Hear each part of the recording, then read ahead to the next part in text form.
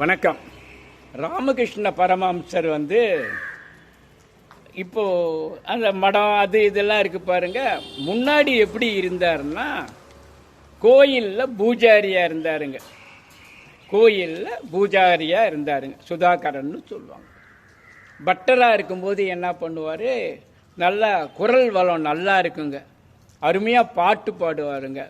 அவர் பாட்டை கேட்கறதுக்குன்னே நிறைய பேர் வருவாங்க. அவருக்கு அந்த அளவுக்கு குரல் வளம் நல்லா இருக்கணும்னா என்ன பண்ணணும்னா, பிள்ளையாருக்கு தேன் அபிஷேகம் பண்ணணுங்க. நடுவில் சொல்கிறேங்க, குரல் வளம் நல்லா இருக்கிறது. பிள்ளையாருக்கு எல்லாம் கொடுக்குறீங்க பாருங்கள், தேன் கொடுத்தீங்கன்னா ரொம்ப விசேஷம். Now I come to the story. I say என்ன பண்ணுறாரு, இவர் குரல் ரொம்ப நல்லா இருக்கும், பாட்டு பாடுவாருங்க. அவரை அந்த கோயிலுக்கு ராணி ராஜாமணின்னு அந்த இடத்தோட ராணி வராங்க.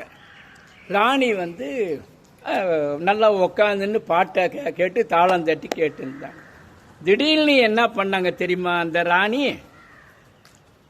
ஏதோ கொஞ்சம் அந்த நினைப்பு கொஞ்சம் ஸ்லேக்கியமாச்சுங்க, கொஞ்சம் தவறிடுச்சு. அந்த பாட்டு பாடுற அந்த ராமகிருஷ்ண பரமஹம்சர் பலார்னு ராணி கண்டத்தில் அடிச்சிட்டாருங்க. Is it correct? ராணியை போய் எல்லாரும் அந்த சுற்றி இருந்தவன் பூரா அவரை சூழ்ந்துட்டான். சொல்கிறாரு, ஆன்மீகத்தில் சாமியை பார்க்கறதுக்குன்னு அங்கேருந்து இன்னைக்கு கோர்ட்டில் நடக்கிற உன் வழக்கை பற்றி நீ சிந்திக்கிறிய, தப்பு இல்லையான்றார்.